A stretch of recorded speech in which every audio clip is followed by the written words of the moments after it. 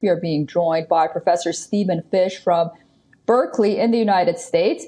He is a professor of political science at the University of California. Thank you so much for joining us on WION, Professor. So let's talk about this two-tier justice situation that the Republicans talk about.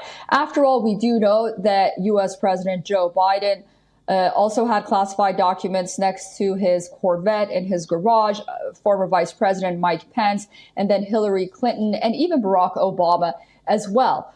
However, the Justice Department says this is different. This is very different. The classified documents he has some of them actually relate to the most sensitive matters of national security, including apparently nuclear secrets.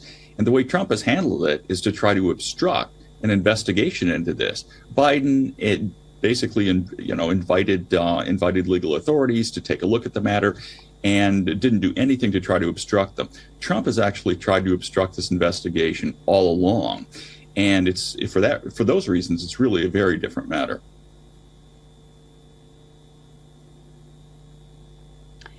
And moving forward, what do you anticipate happening with this case? I mean, it's definitely right now a campaign issue. It is politicized just because he is the Republican frontrunner for 2024.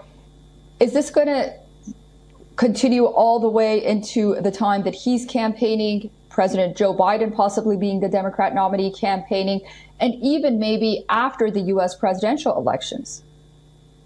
It's possible that it will. It's remarkable, though, that the Democrats, for the most part, really don't try to politicize these legal cases against Trump. They tend to want to leave it to the lawyers and leave it to the courts. It's also clear that Trump's party, for the most part, is going to rally behind him in this. A lot of his supporters, I would say at least half of the Republican Party, are going to come out and vote for Trump no matter what. If he's actually giving nuclear secrets to Kim Jong-un and to Vladimir Putin, they would still come out and vote for him.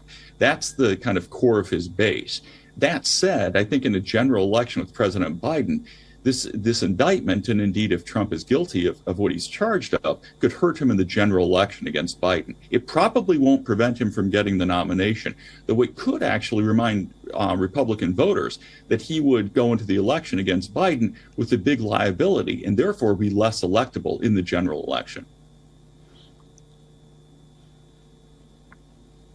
And we do know that President Biden is facing his own legal problems at the moment as well. It'll be interesting to watch how all of this plays out. Professor, thank you so much for joining us on WION. My pleasure.